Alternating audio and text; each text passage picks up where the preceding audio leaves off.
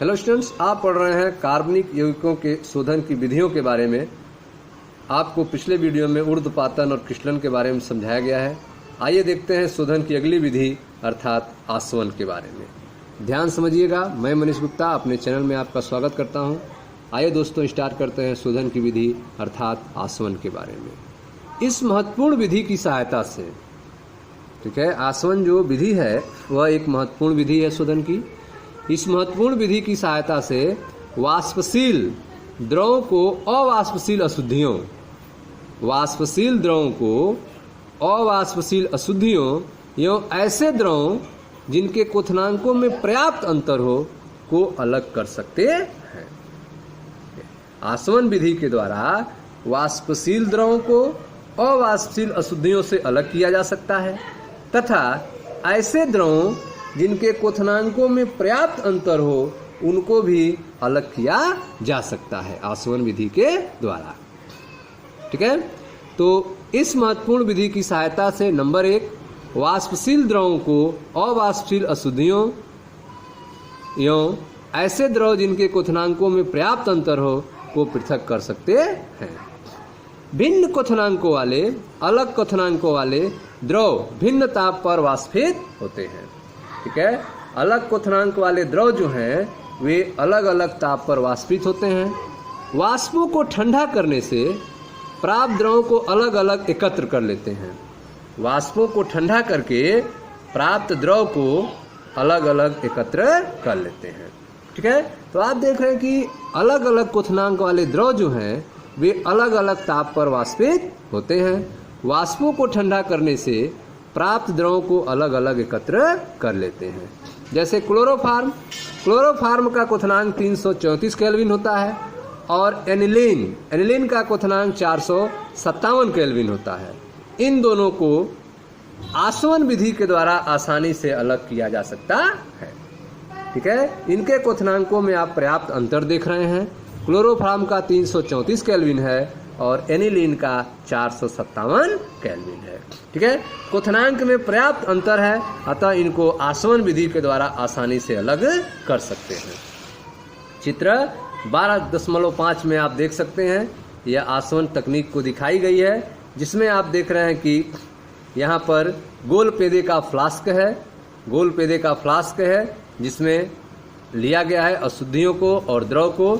इसको नीचे से बर्नर के द्वारा गर्म करते हैं, जिससे यहाँ पे टेम्परेचर देखने के लिए थर्मामीटर लगा हुआ है। ठीक है, क्वथनांक में पर्याप्त अंतर है। जिसका क्वथनांक कम होगा वह पहले उबलेगा और भाप के रूप में यहाँ पे संघनित्र में आएगा।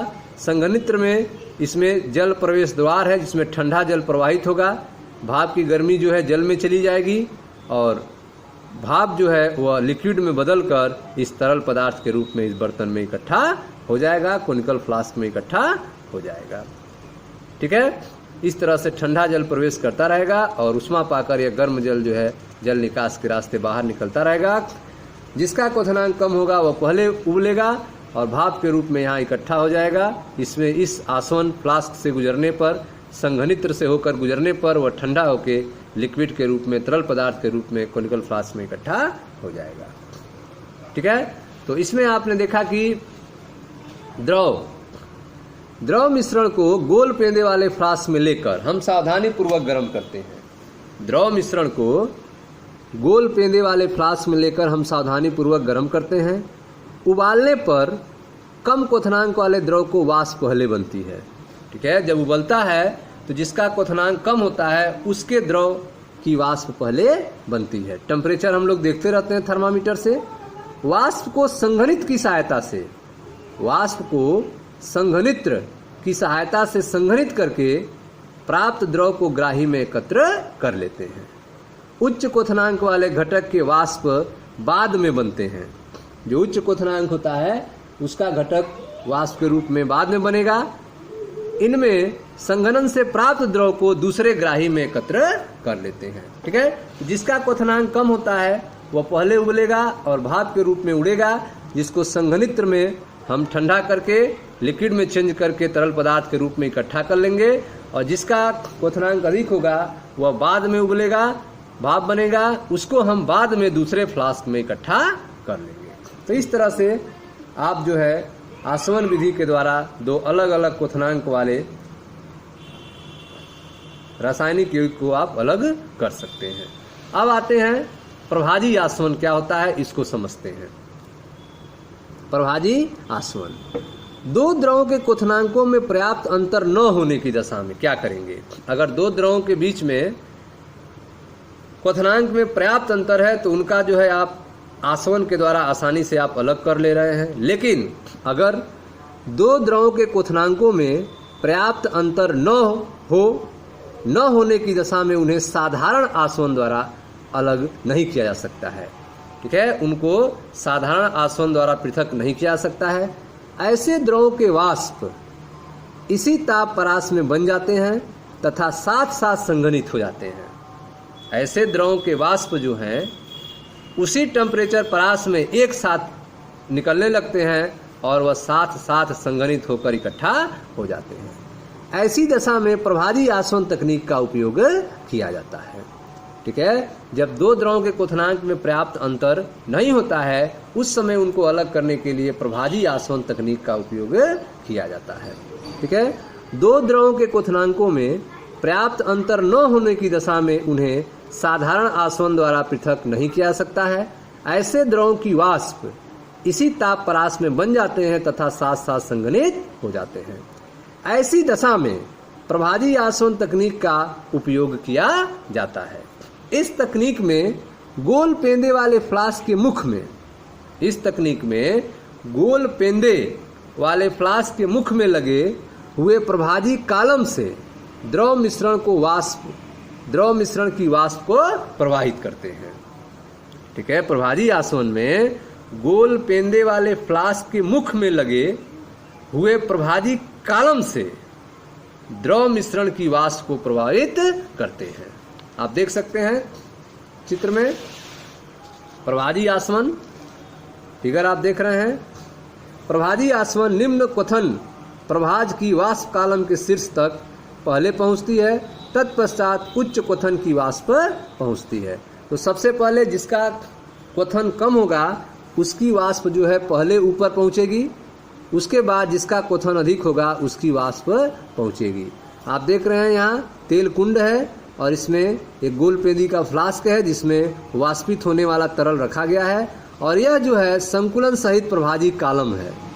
ठीक है, संकुलन सहित प्रभाजी कालम है जिसका क्वथनांक जो है कम होता है वह पहले वाष्प के रूप में ऊपर पहुंचेगा। थर्मामीटर से टेम्परेचर देख लेंगे और वह जो है संघनित्र में पहुंचेगा और आश्रित द्रव के रूप में आप देख रहे हैं कोनिकल फ्लास्क में इकट्ठा हो जाएगा।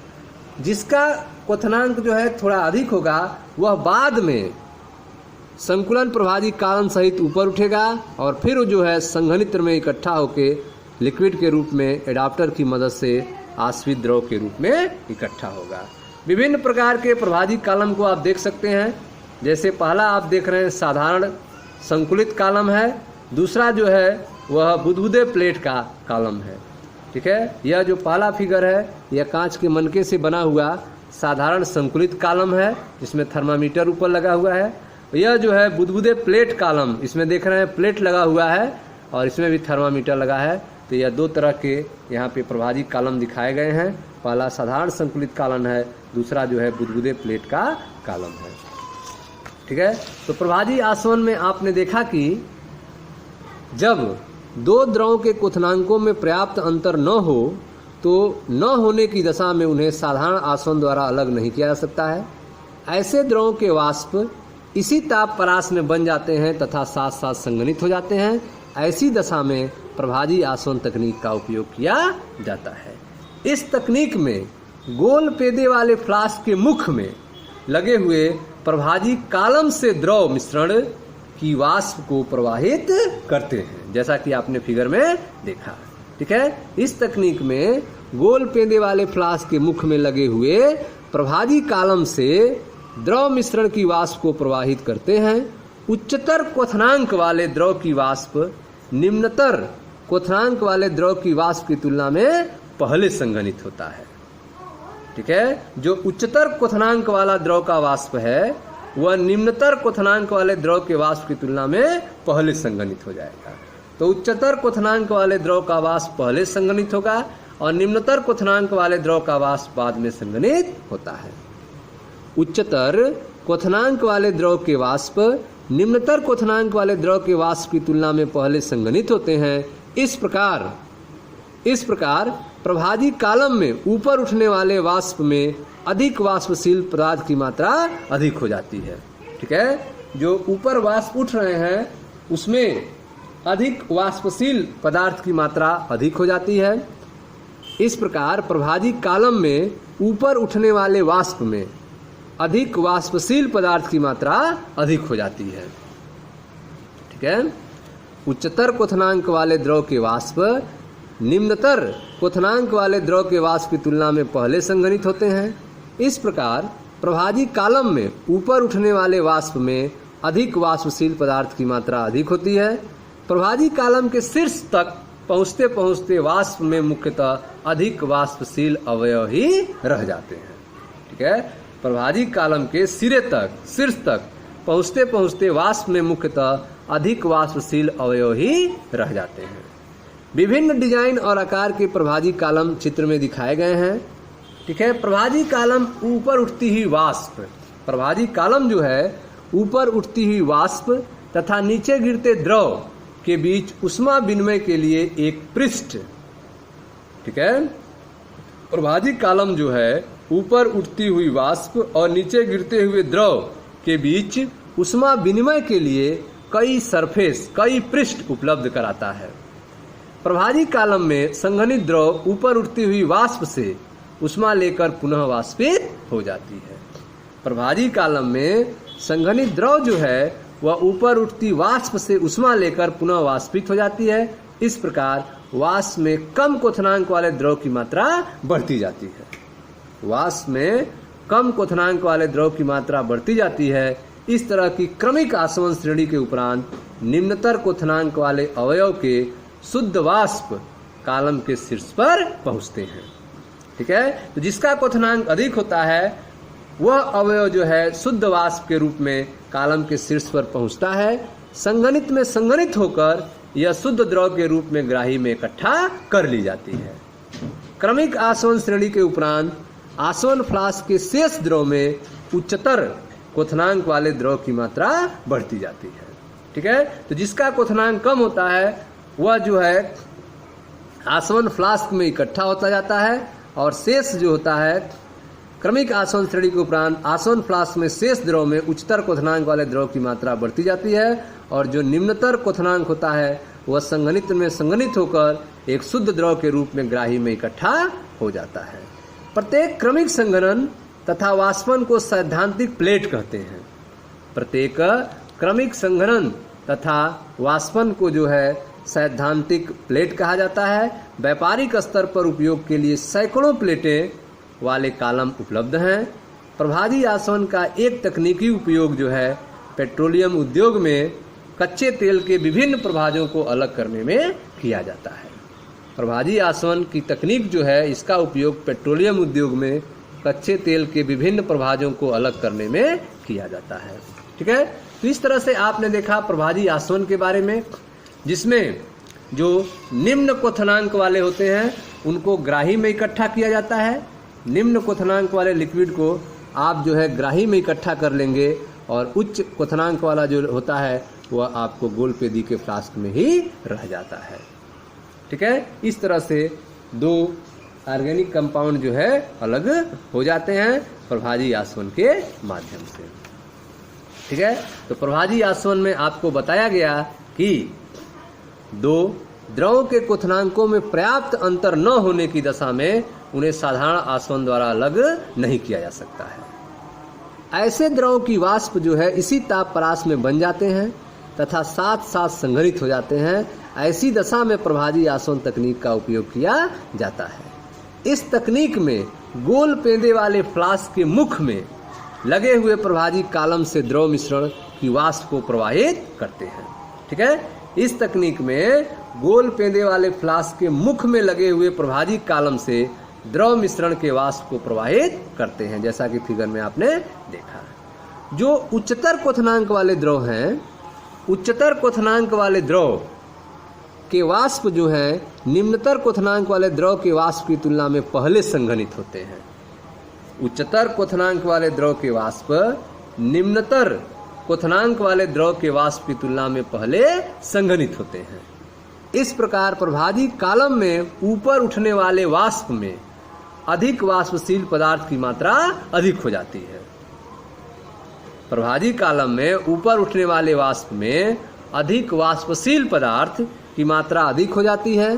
प्रभाजी कालम के सिरे तक, प्रभाजी कालम के शीर्ष तक पहुँचते पहुँचते वाष्प में बहुत अधिक वाष्पशील अवयव ही रह जाते हैं। प्रभाजी कालम के शीर्ष तक पहुँचते पहुँचते वाष्प में बहुत अधिक वाष्पशील अवयव ही रह जाते हैं। विभिन्न डिजाइन और आकार के प्रभाजी कालम चित्र में दिखाए गए हैं। प्रभाजी कालम ऊपर उठती हुई वाष्प तथा नीचे गिरते द्रव के बीच ऊर्जा विनिमय के लिए कई पृष्ठ उपलब्ध कराता है। प्रभाजी कालम जो है ऊपर उठती वाष्प और नीचे गिरते द्रव के बीच उष्मा विनिमय के लिए कई पृष्ठ उपलब्ध कराता है। प्रभाजी कालम में संघनित द्रव, प्रभाजी कालम में संघनित द्रव ऊपर उठती वाष्प से उष्मा लेकर पुनः वाष्पित हो जाती है।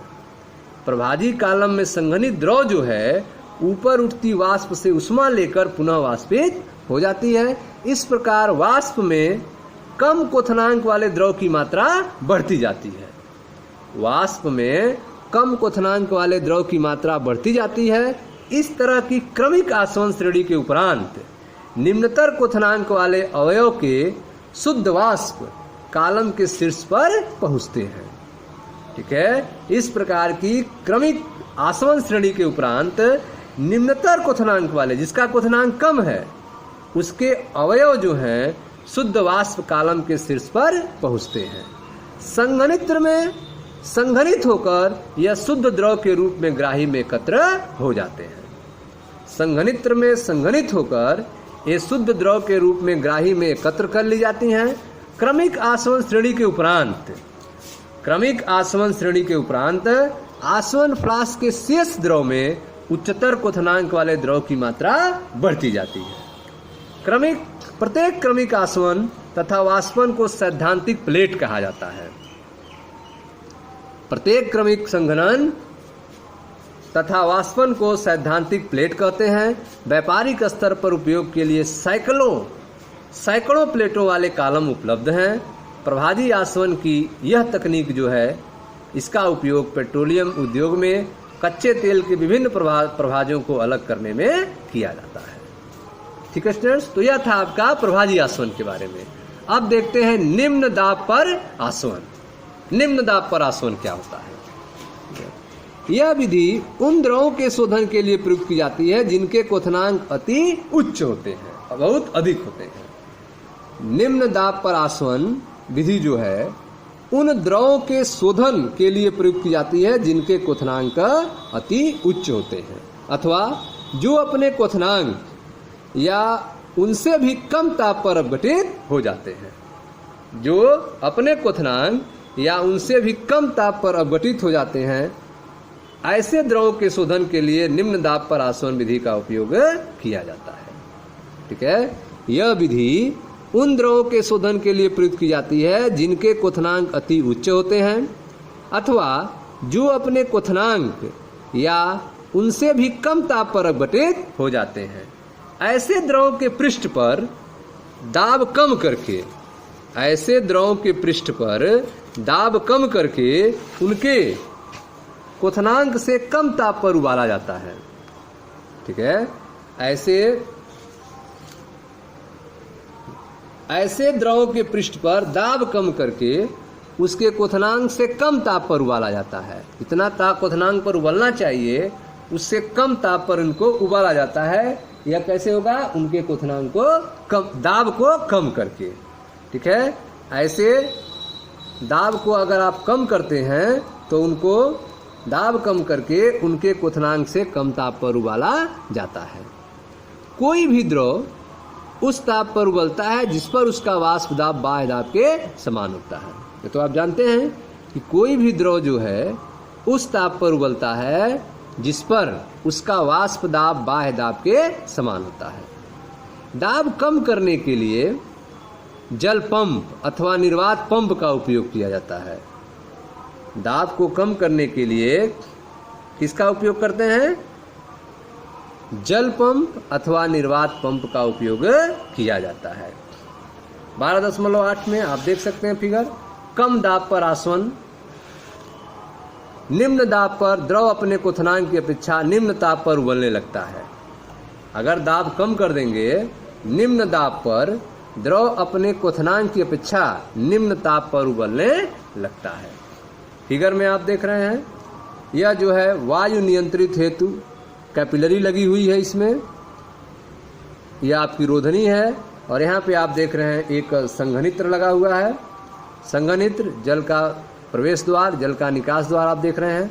और यहाँ पे निर्वात पंप है, मैनोमीटर लगा हुआ है, दाब को देखने के लिए मैनोमीटर लगा हुआ है, निर्वात पंप है, और यह आपका आश्रित तरल जो है इकट्ठा हो रहा है। ठीक है, तो इसमें आप देख रहे हैं कि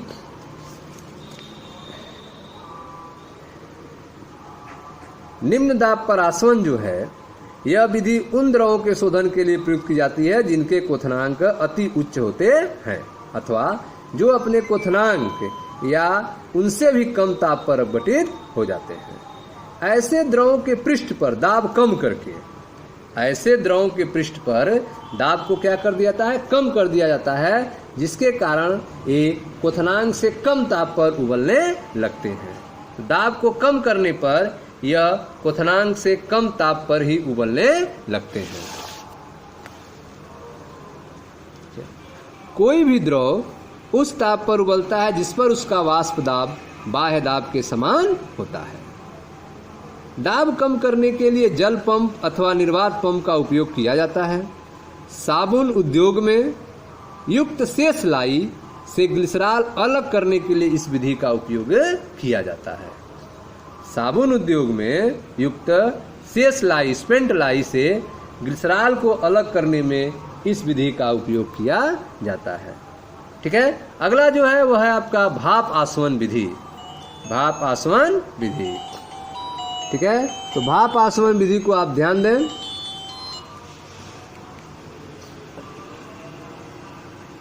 यह तकनीक उन पदार्थों को शोधन के लिए प्रयुक्त की जाती है जो भाप वाष्पशील हो परंतु जल में अमिश्रणीय हो। भाप आसवन विधि जो है उन पदार्थों के शोधन के लिए प्रयोग की जाती हैं जो भाप वाष्पशील हो परंतु जल में अमिश्रणीय हो। भाप आसवन में अशुद्ध द्रव को फ्लास्क में गर्म करते हुए, भाप आसवन में अशुद्ध द्रव को फ्लास्क में गर्म करते हुए इनमें भाप प्रवाहित की जाती है।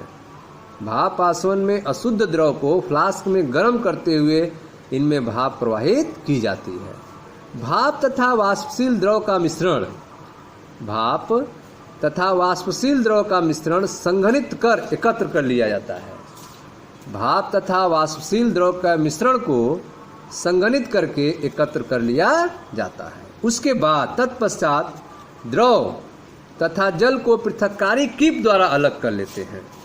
तत्पश्चात द्रव तथा जल को पृथक्कारी कीप द्वारा अलग कर लेते हैं। ठीक है, तो भाप आसवन विधि जो है, यह तकनीक जो है उन पदार्थों के शोधन के लिए प्रयुक्त की जाती है जो भाप वाष्पशील हो परंतु जल में अमिश्रणीय हो। भाप आसवन में अशुद्ध द्रव को फ्लास्क में गर्म करते हुए इसमें भाप प्रवाहित की जाती है। भाप तथा वाष्पशील द्रव का मिश्रण, भाप तथा वाष्पशील द्रव का मिश्रण संघनित कर एकत्र कर लिया जाता है। तत्पश्चात द्रव तथा जल को पृथक्कारी कीप द्वारा अलग कर लेते हैं। भाप आसवन में कार्बनिक द्रव P1 तथा जल P2 के वाष्प दाब का योग जो है वायुमंडलीय दाब P के समान होने पर द्रव उबलता है। भाप आसवन में कार्बनिक द्रव तथा जल के वाष्प दाब का योग P1 + P2 वायुमंडलीय दाब के समान होने पर उबलता है, अर्थात P = P1 + P2।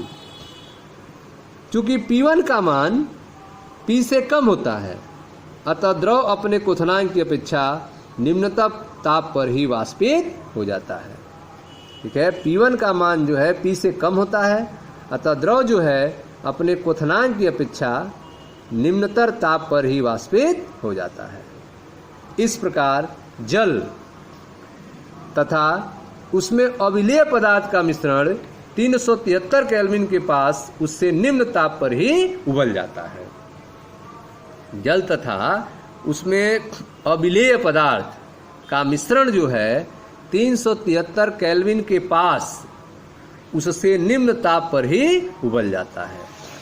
प्राप्त होने के वाले पदार्थ जो हैं, प्राप्त होने वाले पदार्थ तथा जल के मिश्रण को पृथक्कारी कीप की सहायता से अलग कर लेते हैं।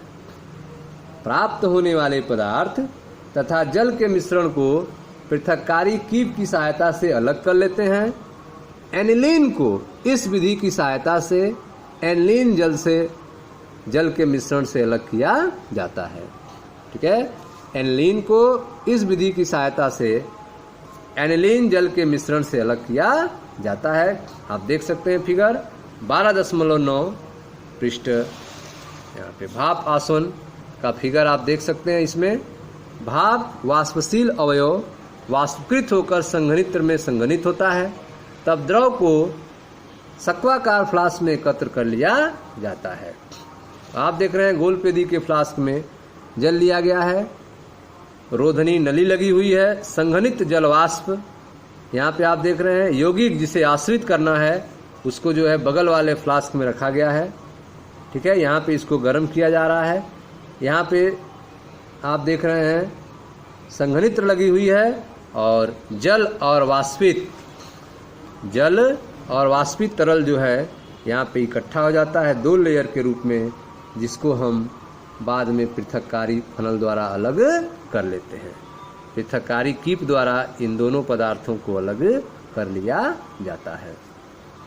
ठीक है, तो आप देख रहे हैं भाप आसवन विधि के बारे में। इसमें आपने देखा कि यह तकनीक जो है उन पदार्थों के शोधन के लिए प्रयुक्त की जाती है जो भाप वाष्पशील हों परंतु जल में अमिश्रणीय हों।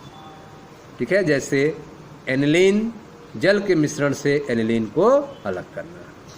भाप आसवन में अशुद्ध द्रव को फ्लास्क में गर्म करते हैं और इसमें भाप प्रवाहित की जाती है। भाप तथा वाष्पशील द्रव का मिश्रण संघनित्र कर एकत्र कर लिया जाता है। उसके बाद द्रव तथा जल को पृथक्कारी कीप द्वारा अलग कर लेते हैं।